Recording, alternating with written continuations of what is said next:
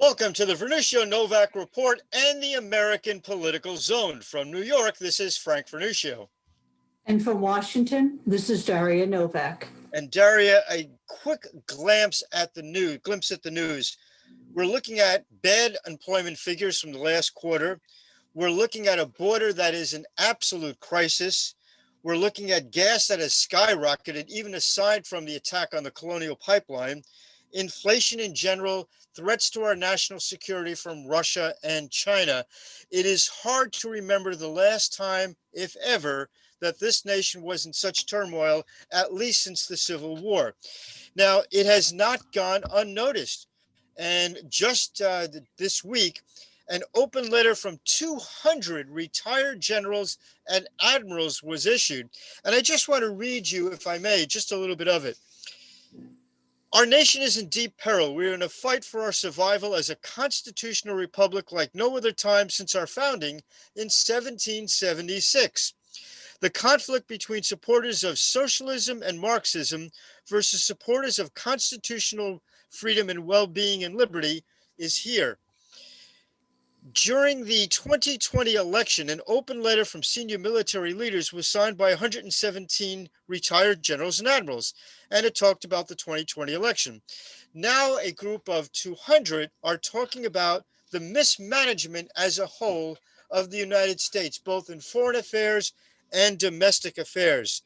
And Daria, I think the general public is beginning to realize, frankly, how far the nation has descended since January 20th of this year. You know, it's just not our nation that have realized what's happening. China and Russia also have. President Xi Jinping in China has recognized that the United States is in a period, if you want to call it decline or trouble or challenge, whatever term you want to use, it's in a period where it is less effective against Chinese moves overseas. It's less effective against Chinese monopolization in the marketplace.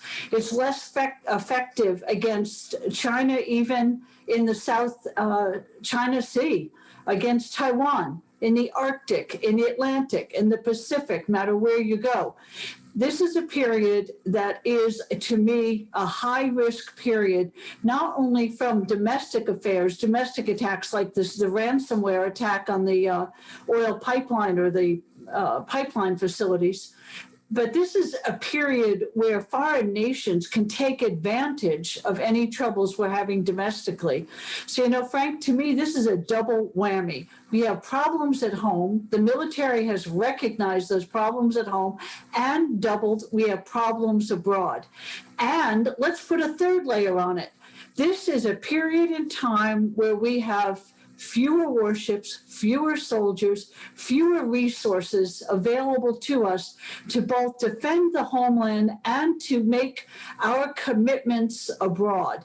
Now, that's significant because, as you and I have talked about on the show before, Frank, if we end up in any type of conflict in multiple theaters of warfare, for instance, with the Russians in NATO on the East European borders, or in the South China Sea with Taiwan. If we are in both of those areas at one time, we can't do a good job. We cannot supply what we need to. We don't have the amount of manpower. We don't have the number of ships that we need. So we are in a period, to me, of high vulnerability. And I think that these generals and admirals are basically voicing a very logical position. We've got to recognize where we're at, and we've got to do something about it. Let's look at a couple of examples from around the globe. The Philippines are complaining that the Chinese are attacking their Coast Guard boats along the exclusive economic zone of the Philippines. This was something that began years ago. The World Court condemned it. The Chinese are at it again, claiming more offshore territory. If we go to Europe, Eastern European nations, and of course, particularly Ukraine, are deeply concerned about Russian aggression. In other parts of Eastern Europe, the Russians are clearly getting involved in internal squabbles in those nations, threatening the constitutional governments of those countries. If we look in the Pacific, of course, China continues to make noises against Taiwan. and is threatening all those nations in the region. And of course, we look at China's burgeoning defense budget. The Russians have tested once again a missile. I believe it's called Satan, and it can carry 2 warheads so large that if they were launched on one Satan missile, they could wipe out all of England and Wales in one shot. Now, you have to wonder, what do you even need a weapon like that for? It's so devastating, it just doesn't make any sense. There's no defensive reason for having that particular weapon. It is an offensive weapon, a weapon to be used as an ultimate threat. Clearly, the Chinese, the Russians, and I think if we want to say Iran as well, look at this as a period of extraordinary American vulnerability when there is an absence of leadership at the White House and a weakening of the American defense establishment. And I think it's even worse than an absence of leadership coming out of Washington. It's pure ignorance when we have leaders in Washington at the State Department, Defense Department, White House, wherever it's coming from, basically playing kumbaya politics and saying whether it's Iran nuclear deal or China's actions overseas, or the Russians in the Ukraine area. It is ignorance to the nth degree when they pretend that it's all right in the world. We have to recognize that other countries don't have the same value system, the same morality system, the same end goals that we do. Not all nation states play by an international norms-based set of rules that call for certain behaviors from nation states. We're talking about countries like China that just recently basically ignored every safety regulation and allowed a very large rocket to drop into the atmosphere, knowing full well that this was a possibility as it's happened before to the Chinese. This is not an unusual occurrence, and really not being concerned about the nations of the world that might be impacted this in any way. Literally coming out of Beijing were statements like, well, most of the world is ocean. It probably won't hit anywhere. Probably. There is a lack of disregard for human life coming out of China.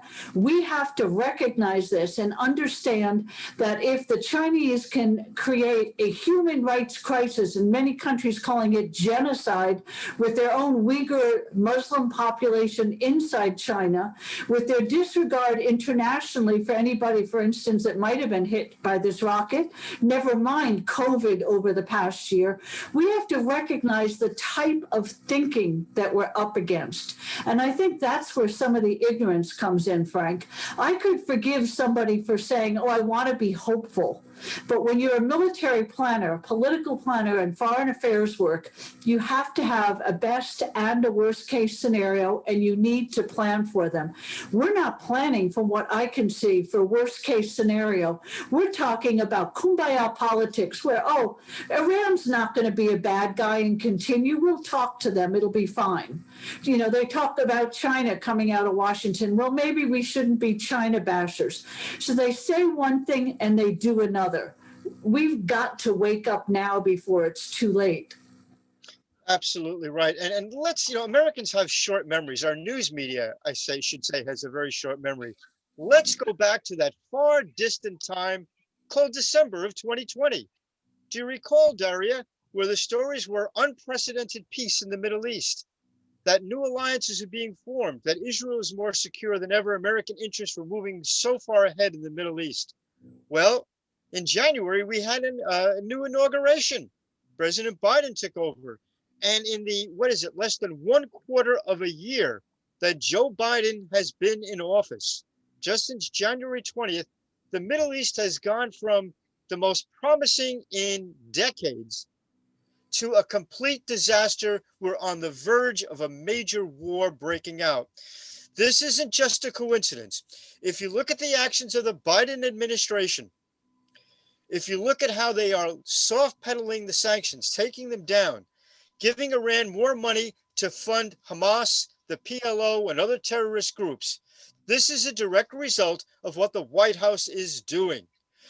The incompetence of this White House in foreign affairs, and indeed, perhaps it's worse than incompetence. Most Americans of any rationale recognize Iran as a terrible influence on the world, the chief supporters of terror. Yet, this White House has tilted towards Iran. You know, every time we do this show, I keep thinking about what are the most important issues to talk about to our audience this week. And the problem becomes there are so many crises around the world. How do you prioritize them? And you know, Frank, I know you and I have talked about this before when we talk about what should we say on the show at the beginning. And then we have to start literally cutting things out. But there are so many critical things. It is not just simply a US China, a US Russia, environmental issues, or the size of the military. It's the whole combination of what's going on today. And that requires competency in the White House, competency among the cabinet members to be able to handle these situations. And what do we see? John Kerry under suspicion, perhaps being a traitor. You know, and this is a person within the cabinet. We have communications from Biden's own family members with the Chinese and the Russians that are questionable, to put it mildly. We can go on and on. We need solid leadership right now. The world needs to see the United States being strong. Now, being strong, Frank, I'm not suggesting that we have an exploratory military that's going out to colonize. I don't mean anything like that.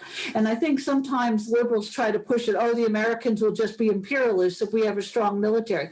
No, it's been proven throughout history that when you have a strong military, a strong military defers war. It deters war, rather. And I think what we need to do right now is to show Putin in Russia and President Xi in China that we're serious, that we're going to stand by our commitments, and that we're not backing down. There's one other aspect too. In addition to competence, you also need honesty. It is stunning if you flip the channels and you listen to the White House spokespeople deny problems that are so blatant you can't ignore them. Various White House personnel have denied that there is a crisis on our southern border. When pictures are shown of hundreds and hundreds of people, then it is actually unbelievable that they could still deny it. Darian, let's go to our first guest. Colonel E. Ray Moore is a retired military chaplain, a homeschooling pioneer, and the nation's leading advocate for a mass exodus of children from public schools. Colonel, welcome to the program. Thank you for having me, Frank. Now, I have to tell you, and I have to admit to our audience, I'm a bit biased on this issue. My own grandchildren are being homeschooled. My son and his wife looked at the curriculum in local schools and decided they could never do that to their own children. Tell me about your experience and why you're pushing taking children from our public schools. Well, I started the ministry called ExodusMandate.org. That's ExodusMandate.org about 24 years ago, formally. And it was an effort to get Christians, churches, families, conservatives to exit the public school system entirely in favor of private Christian and homeschooling. And my wife and I had started that journey for our family in the 1970s. And we found it very successful for our 4 children. And now we have 8 grandchildren. Many were homeschooled, but some are now in private Christian schools because their mother teaches there. So that's been our journey. And we believe it's biblical. We think we can show from Holy Scripture that Christians should be giving their children a Christian education and not a pagan, humanistic, secular education, which is what those public schools have become. They're entirely given over now to the left. And there was a time when they weren't religious schools, but there was serious education going on in the schools. But now they're even flipping that switch, and there's a lot of, things are going on, more indoctrination than education. So we think it's time to vacate the system entirely and set up a new model. And with the pandemic this past year, we've seen millions of children homeschooling, whether they wanted to or not. And now we're finding that millions are going to continue it and never return. So we're in a very unusually good moment in terms of Christian education, private and home education, even though the COVID, was a bad thing overall. There was a silver lining in that it caused many to look at private education. I went to Catholic schools growing up, and we had discipline in the classroom. We learned the basics in those days called reading, writing, arithmetic. Today, what I see, and is included when my children were in both public and private school, so many courses that really are not relevant to education. What I'm really wondering right now is when we have this pandemic going on and parents are being forced to teach, if they recognize that they can get the schoolwork done in an hour or two with their children, what was being done all day long, do you think it's going to make parents question about what were those other 4 or 5 hours during the day being used for in the public school systems? A lot of what goes on in a typical classroom, one teacher, 25, 30 kids, is just keeping discipline and order. So in a given day, 6 to 8 hour day at school, they may be only a couple of hours that are given really to education. And much of that is indoctrination now. It's just the system is completely broken, can't be reformed, and shouldn't attempted to be. And I think rational, conservative, and Christian people, moral people, need to vacate it entirely and quit trying to mess around with it and fix it, because it can't be fixed. While you're trying to fix it by going to the school board meetings and writing letters to the editor and talking to the principal, they're corrupting your children. And so you're going to lose your children if you leave them there. And we're not only seeing this in terms of civics or moral education, we're seeing this in the most basic areas, just as Daria mentioned. I've seen the curriculum on mathematics. We saw that, I think it was on the Northwest Coast. One critic is saying that teaching mathematics and coming to a right answer is white supremacy. When this is the type of logic that you're dealing with, then clearly that's a sign, get your kids out. Right. Critical race theory and transgender have become the latest leftist fads in public education. And even some states now are passing laws that you can't use critical race theory in the public schools. But I think in most cases, even if they pass laws in these red states, the schools are just going to ignore the legislators entirely. So I just think it can't be fixed. And there should not be any attempt to fix it anymore. We've got to put our children first. And I call on the preachers and the pastors and the priests of these churches to get up there and start schools. The Catholics used to have an amazing parochial school system. Even till the 60s, there was about 6.57 million children in Catholic parochial schools. And I think that is really diminished now down to less than 2 million. And they need to restart that. And the Baptists and the Pentecostals and the Presbyterians and the Lutherans need to get with their program and start schools as well. We've got about 100,000 conservative evangelical churches in America, and if just 25% of them would start schools, we could solve this problem overnight. I just read an article this past week, and it said that over 140 Catholic schools have closed this year alone. Why do you think we're seeing so many religious schools close when there really is a need? And I think more people are recognizing it, because we're seeing increases in homeschooling and increases in organized groups for homeschoolers. So why are the religious schools closing, but we still see homeschoolers? Well, I'm shocked that it's that high. I know you've got your numbers somewhere. I didn't know that number was so extraordinary. So it could have been the leftist media. It's hard to explain. A lot of the lay people and families see what's happening, and the clergy don't. I've been in the ministry 45 years, and I've retired as an Army chaplain, lieutenant colonel in the Army Reserve, and I'm just appalled at the clergy.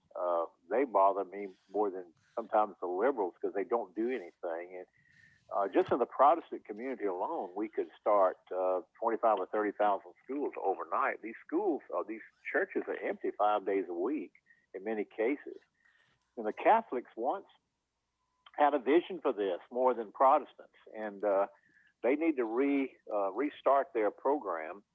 But certainly, the Baptist community, the Pentecostal churches, the Wesleyans, the Lutherans, there's so many in the Protestant world that they need to get going and start schools as well. So the lay people need to put pressure on the pastors and say, look, buddy, it's time for you to do your job, and let's have a school 5 days a week, and let's not have Sunday school 1 day a week.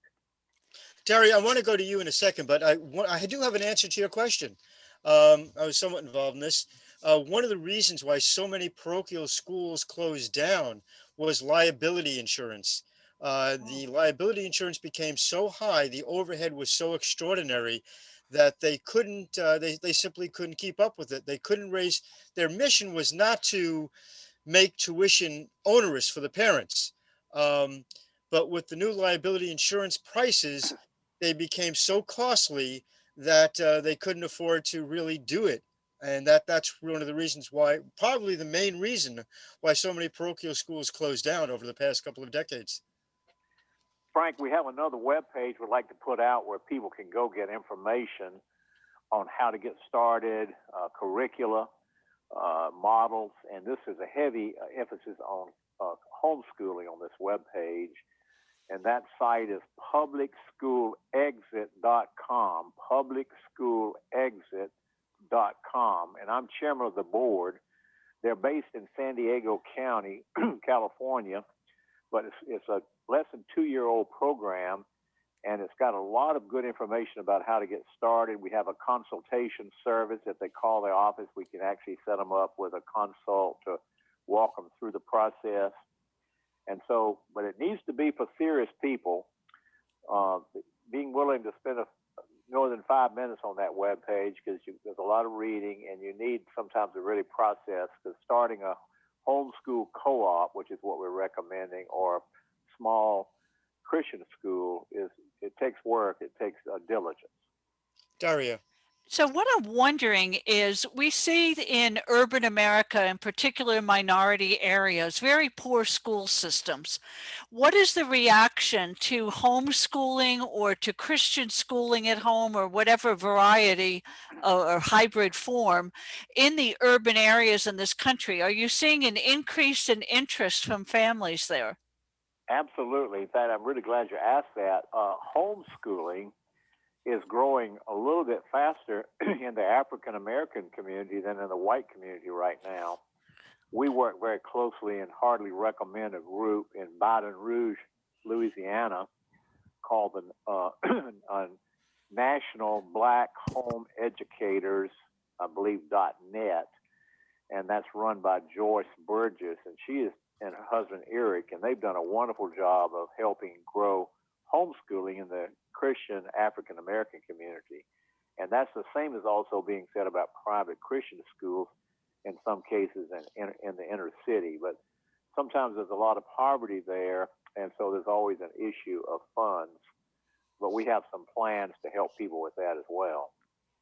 What's fascinating in the entire discussion about the demise of quality in our public school system is how it is affecting the minority community more than anyone else. In many states, there are cries for additional charter schools, additional private schools, and yet in most cases, particularly in the blue states, you find state governments are hostile to the development of homeschooling, private schools, or even within the public school system, charter schools.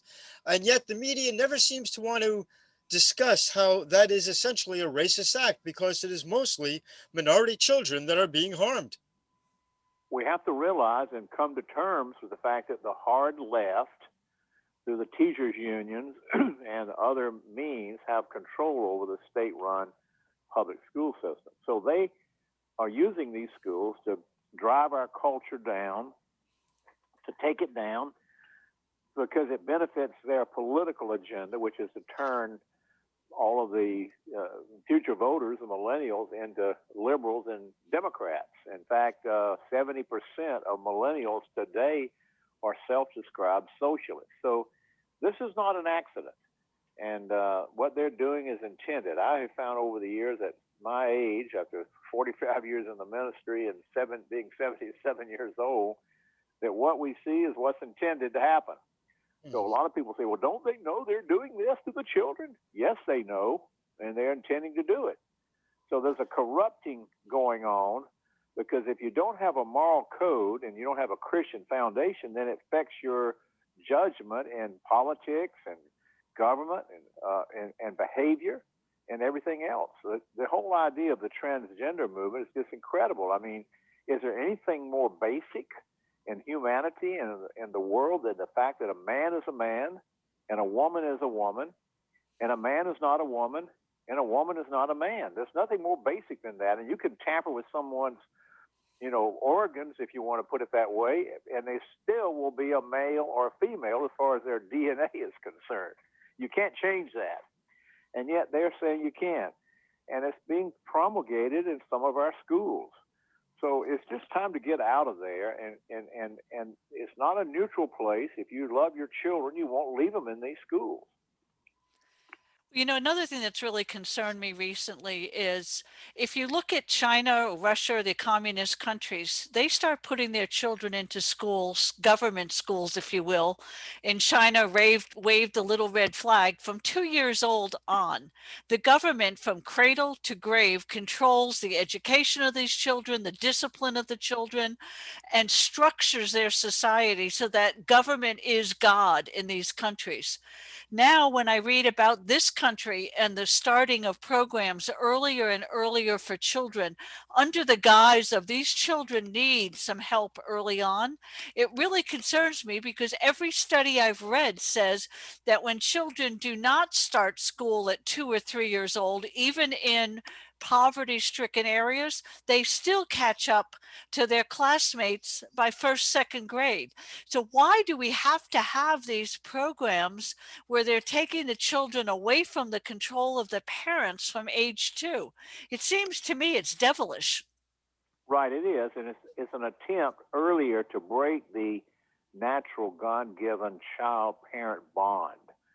There's a bonding that goes on, even they say up to puberty. Some children don't realize they're not attached, you might say, to their parents until they get to be teenagers. And so it's to break that bond earlier and earlier. So yes, you're correct. It's from the womb to the grave, the government controls. Now, I have some happy news to report to you about China. We know of at least 400 underground Christian schools in China, and homeschooling and private Christian schooling is growing there, but it's offline or underground. And the Christian movement in China is just exploding. We have some good contacts there, and they are turning away from government education. Though now, not everybody for sure, but probably several million are seeking to follow the model of homeschooling and Christian schooling that we're talking about, even in China. I read and speak Chinese, and in doing some research, I look at young people writing online in China. And one of the things that I found as a recurrent theme is that the young people there often, as these are more urban youth that are educated, part of what will be the elite in business and in government.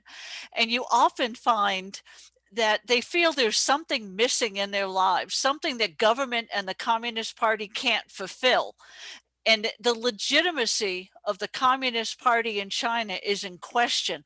So to me, the fact that you're telling me that there's an increase in Christian schooling and this movement there is really in keeping with what I'm seeing in the local blogs and media places that I read. It really is happening. We can't know the depth of it for sure. But I have a pastor friend that was there in September for 6 weeks, and he said, Ray, there are at least 100 million evangelical Christians in China and maybe 20 million Catholics, and the churches are just exploding. And by 2030, they think there could be 200 million. And there's no way they can't seem to stop it. The more they persecute it and harass them, the faster it grows. So there's some remarkable things happening there, and we know things are happening in other countries as well. Korea, Brazil, homeschooling, Christian education is growing worldwide. You know, we have seen a real reluctance on the part of the media to describe the oppression and persecution both of religious and ethnic minorities in China. We know what's happening to the Uyghurs, but the press, for the most part, doesn't want to talk about the fact that there are concentration camps going on. Over the past several years, the Chinese government, the Communist Party, has made a real drive to eliminate Christian signs and symbols from the public eye. They've knocked down crucifixes. They've forced anyone who has a Christian symbol on it to take it off, to remove it, to hide it. Is this a symbol, perhaps, that the Chinese Communist Party is deeply concerned? Yes, I'm quite sure they are. Now, generally speaking, these Chinese Christians are loyal and good citizens. They're good workers. They're not being disloyal to their government per se. I don't think they're communists, and I know one or two cases where when a person was converted, the Communist Party pretty well kicked them out. I think if you work in government, you have to be a member of the Communist Party over there. But the movement is really, really growing, and we have some good contacts. I've actually been on some seminars online, or Skyping with people in China, sometimes 100 pastors at a time. And some of the ones that we're working with claim they represent 8 or 10 million Chinese Christians. Of course, that's a big country, 1.2 billion, maybe it's more. But right now, 7 to 10% of the population could be Christian. This is pretty amazing. And that, of course, would be relatively incompatible with the Communist Party itself. So clearly the government has a challenge there. There's a lesson for American Christians because we're going under persecution here. Not anything like they've seen. We're seeing a council culture. Some Christians are losing their jobs because of their faith. It's a very mild sort of persecution, but we're experiencing it here. And it might be good for us, to have to stand up for our faith and live the life that God called us to live in spite of hostility. And it'll make men and women of God out of Christians in this country where there's a lot of weakness and laziness and sloth. And I hate to say lack of courage in the churches, and that shouldn't exist that way. And in China, they're fearless people, the Christians, that is.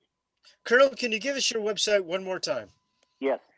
My personal ministry website, which is about 24 years old, is exodusmandate.org, exodusmandate.org. And if they're interested in books, tapes, articles, pamphlets, things that we've done for the last nearly 25 years, they can go there.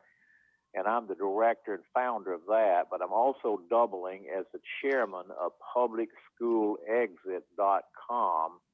And that is a great resource for information on how to get started as homeschooling, family, how to get a Christian school started in your church. And we'd urge your people to go there. And they also have a consultation service, so they could call the San Diego office and we could talk them through the process. Thanks so much. We look forward to our next conversation. Thank you for having me, and God bless you and your wonderful co-host. Thank you very much. Bye-bye. Bye.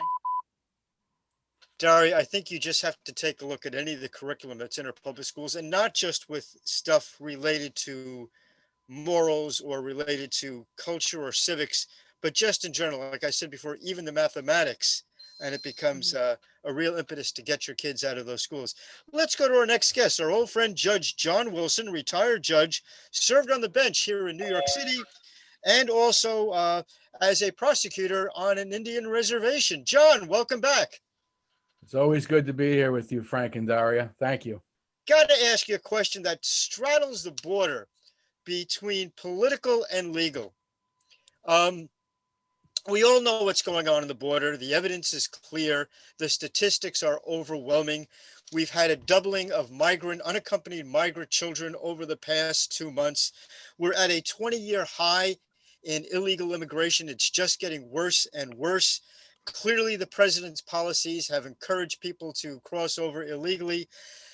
In numerous interviews across just about every channel on television, administration officials have said there's no crisis on the southern border.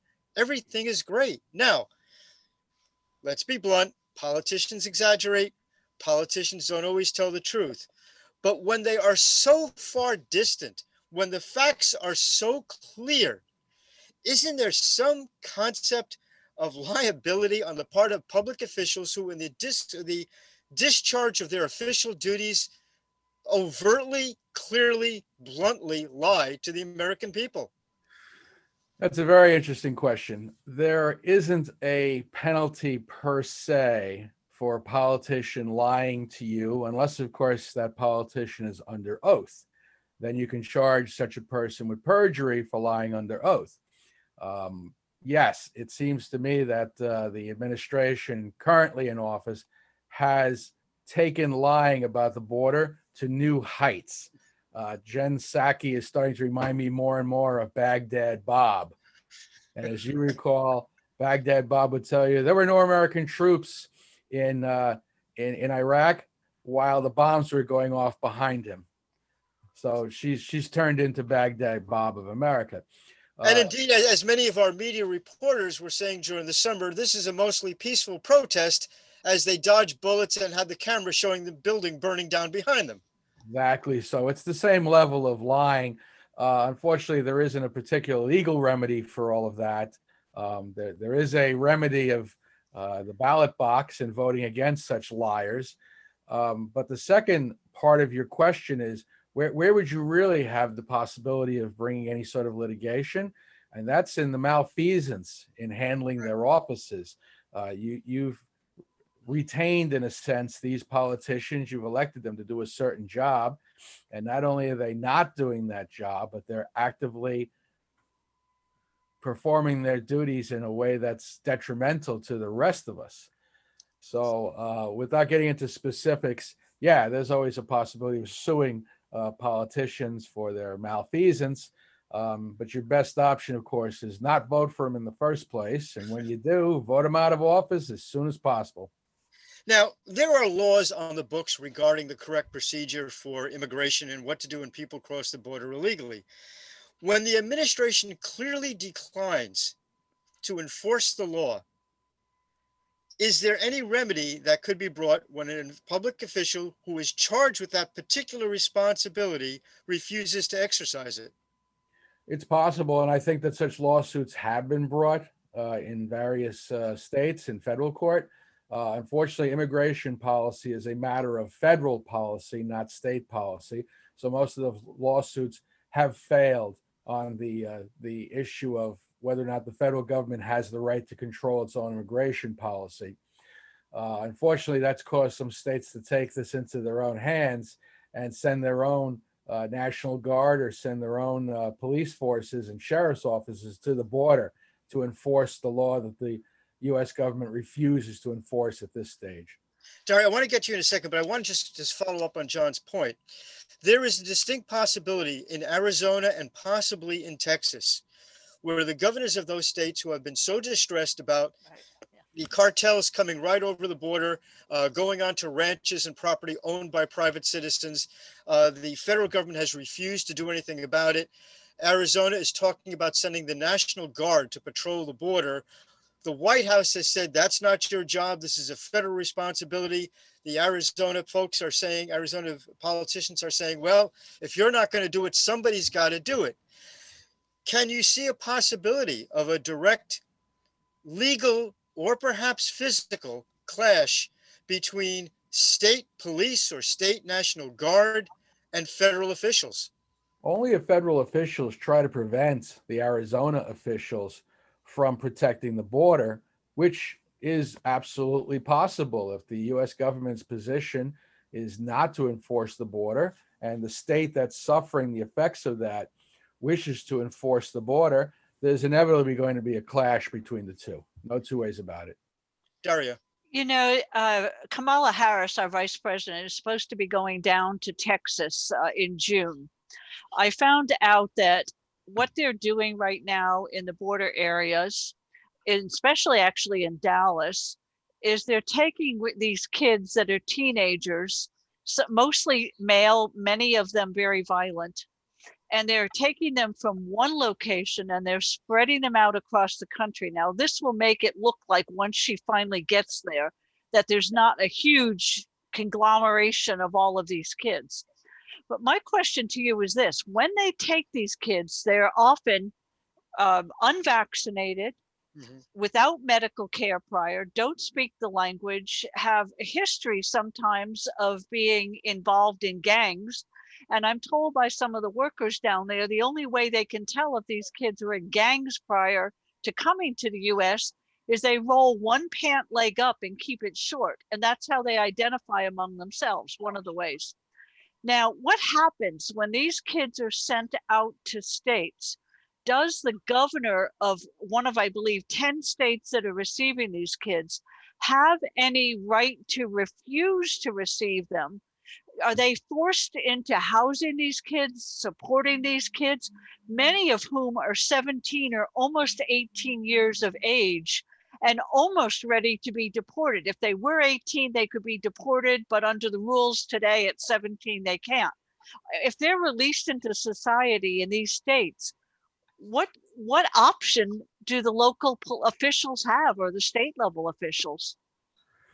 State level officials have the right to reject any such refugee transfer from the federal government. There's no law that I'm aware of that forces a state to accept refugees. Now, as a practical matter, of course, the carrot rather than the stick approach is what's used by the federal government. The states that are receiving these refugees are receiving federal funds and often have a requirement to receive these refugees, as they call them, in exchange for receiving the federal funds. There are states now, I'm thinking of South Dakota in particular, that are refusing to accept the refugees. There are other states like North Dakota that claims that they're going to refuse to accept the refugees, but I'm not aware of that supposed promise by the governor here being honored in any way. It's a matter of funding. You know the old matrix is federal dollars, federal rules. That's the approach that the federal government is using in this instance. Take our refugees and we'll give you funding. It's a strong state that can turn around and say, I don't want that funding. Speaking of funding, out in California, Governor Newsom, despite the fact that the stimulus bill that was recently passed forbade stimulus funds from being used, money that was given to the states from being used to reduce taxes, which in and of itself is ridiculous. But they've now decided to give direct stimulus checks to people, which seems to be a pretty crafty way of getting around that restriction. Yeah, the intention there with those payments is to institute universal basic income. Right. This is just one method by which the attempt at establishing such a universal basic income is being brought into effect. California is a lost cause at this point. I think we're all in agreement on that their policies have taken a very wealthy state that had an extremely broad tax base and just turned them into the Venezuela of America. So anything Gavin Newsom does right now is obviously just digging a deeper hole for the next person to dig out of. Yeah. And, you know, if you look at the distribution of funds, you have to wonder. We had under President Obama an $800 billion stimulus package, which we still can't figure out where the money went to. I mean, it didn't stimulate anything, went to a bunch of companies that donated money to the Obama campaign, went to some unions that did pretty much the same, but really nothing was built. Do you think Americans are so short-memoried that they will not remember that all that money that was spent last time around was wasted, and that this current round of money that the government wants to spend on, quote, human infrastructure is nothing more than the same? In a word, yes. Unfortunately, a lot of the American public does have an extremely short memory and does not recall the money that was spent on solar energy during the Obama administration. Solyndra problem, for instance, is a good example. who even remembers the name Solyndra today, except for old people like us? The newest stimulus packages, the infrastructure bill, we were all warned about this before the election. We were warned that President Biden was going to raise taxes. We were warned that Democrat policies were tax and spend, tax and spend. No one listened except for those of us on the right. And now we're reaping the horror show that the Biden administration has become in less than 100 days. Yeah. You know, it's really true. There was a poll done last year in China and in the United States, and they asked young people, when you grow up, what do you want to be? The majority of Americans said they wanted to, of these young people in this poll, so they wanted to be YouTube influencers. When the Chinese were asked, they said they wanted to be astronauts or the people that built the spaceships. You know, it seems to me that we've somehow lost that spirit. I know you're out in the Dakotas, but that idea of 100 years ago or 150 years ago, go west, young man, you know, the whole entrepreneurial spirit, the can do, the creativeness. Do you think we've lost that in the sense that government has become so big and so invasive that we've become cogs in a wheel, that we don't have that spirit left? Or do you think we can regroup? We can regroup, but this goes back to a favorite topic that you and I have discussed before, Daria, and that's the issue of education. The reason why all this is happening is because of the educational system that is foisted upon the today's students. If we would return to an education system that actually teaches civics, teaches American history as it exists, and prepares the young for a life of usefulness, then yes, we can regroup. But that's a tall order. As I've written several times now in articles at usagovpolicy.com, the teachers unions and the government, the teachers unions and the education departments have all become communist tools. And as a result, this communist influence on the education system is what's causing the problems that you're talking about. You know, I have to admire one thing about the Biden administration, and that's their consistency. They named Kamala Harris as the point person on the border, and she hasn't gone there. They've also named her chair of the National Space Council, and I don't think she's going there either. So, you know, I think there's consistency, which we have to admire about the Biden administration. People in the Biden administration seem to want to stay in Washington behind their fence and barbed wire protected by National Guard troops. They don't seem to want to get out. Yeah, fences and troops apparently don't work on the southern border, according to Joe Biden, but they sure as heck work around the White House and around the Capitol. Isn't this a disgrace? This is something that's not being even talked about anymore, that there are still fences in place and still barbed wire and troops in our nation's capital to address what threat exactly. It's nonsense. You know, John, I'm wondering something. Frank and I are both obviously on the East Coast. I'm in the DC area. He's in New York. You're in the middle of the country right now. Is there a difference from when you lived in New York to where you live now, to how people think, not just, I mean, the culture of being in a country or a less urban area than New York City, but what is the thinking about America in what some derisively call the flyover states? Well, I can put that in a couple of ways. First of all, this is a highly patriotic place, and the middle of the country remains highly patriotic.